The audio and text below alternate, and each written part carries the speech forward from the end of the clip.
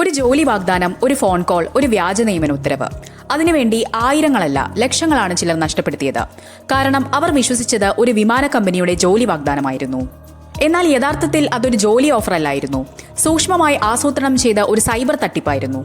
ഉത്തർപ്രദേശിലെ നോയിഡയിൽ ജോലി അന്വേഷിക്കുന്ന യുവാക്കളെയും ഇൻഷുറൻസ് പോളിസി ഉടമകളെയും ലക്ഷ്യമിട്ട് പ്രവർത്തിച്ചിരുന്ന 2 വ്യാജ കോൾ സെന്ററുകളാണ് പോലീസ് പൊളിച്ചടുക്കിയത്. സംഭവത്തിൽ 4 പേരെ അറസ്റ്റ് ചെയ്തിട്ടുണ്ട്. ഈ അന്വേഷണത്തിന് തുടക്കമായത് ദേശീയ സൈബർ ക്രൈം റിപ്പോർട്ടിംഗ് പോർട്ടലായ NCRPയിൽ തുടർച്ചയായി ലഭിച്ച പരാതികളാണ്. ആദ്യത്തെ തട്ടിപ്പ് കേന്ദ്രം പ്രവർത്തിച്ചിരുന്നത് സെക്ടർ 2-വിൽ.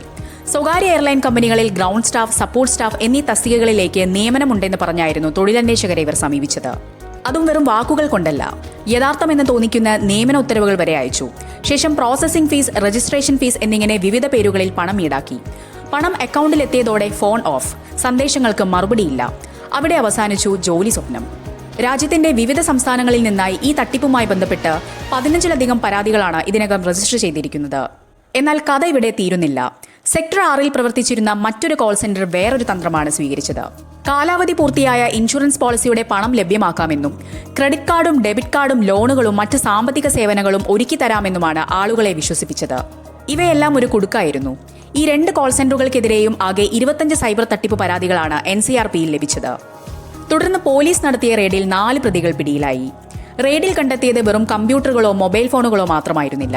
ലാപ്ടോപ്പുകൾ, നിരവധി സ്മാർട്ട് ഫോണുകൾ, കീപാഡ് ഫോണുകൾ, 15 ATM കാർഡുകൾ, ചെക്ക് ബുക്കുകൾ, സിം കാർഡുകൾ, പെൻഡ്രൈവുകൾ, ഒരു സംഘടിത സൈബർ തട്ടിപ്പ് ശൃംഖലയെ സൂചിപ്പിക്കുന്ന തെളിവുകളായിരുന്നു ഇവ. അന്വേഷകരെ ഏറ്റവും കൂടുതൽ ഞെട്ടിച്ചത് മറ്റൊന്നാണ്.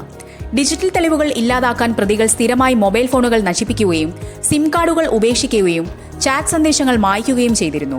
അതായത് തട്ടിപ്പ് നടത്തുന്നതിന് മാത്രമല്ല, അതിന്റെ തെളിവുകൾ ഇല്ലാതാക്കുന്നതിനും അവർ കൃത്യമായ പദ്ധതി തയ്യാറാക്കിയിരുന്നു.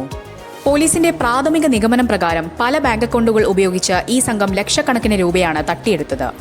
ഇപ്പോൾ തിരിച്ചറിഞ്ഞ എല്ലാ ബാങ്ക് അക്കൗണ്ടുകളും മരവിപ്പിക്കാനുള്ള നടപടികൾ ആരംഭിച്ചിട്ടുണ്ട്. ഇതിൽ പങ്കുള്ള മറ്റുള്ളവരെയും കണ്ടെത്താൻ അന്വേഷണം വ്യാപിപ്പിച്ചിരിക്കുകയാണ്. പ്രതികൾക്കെതിരെ ഭാരതീയ ന്യായ സംഹിതയിലെ വഞ്ചന, വ്യാജരേഖ നിർമ്മാണം, വ്യാജരേഖ യഥാർത്ഥ രേഖയായി ഉപയോഗിക്കൽ എന്നീ കുറ്റങ്ങൾക്കൊപ്പം IT ആക്ടിലെ സെക്ഷൻ 66D പ്രകാരവും കേസെടുത്തിട്ടുണ്ട്. പക്ഷേ ഈ വാർത്ത നമ്മളോട് പറയുന്നത് നോയിഡയിലെ ഒരു തട്ടിപ്പിന്റെ കഥ മാത്രമല്ല. ഒരു നിയമന ഉത്തരവ് കണ്ടാൽ വിശ്വസിക്കാമോ? ഫോണിലൂടെ വരുന്ന ഇൻഷുറൻസ് ഓഫറുകൾ എത്രത്തോളം യഥാർത്ഥമാണ്? ഡിജിറ്റൽ ഇന്ത്യ അതിവേഗം വളരുമ്പോൾ സൈബർ കുറ്റവാളികളും അതേ വേഗത്തിലാണ് വളരുന്നത്.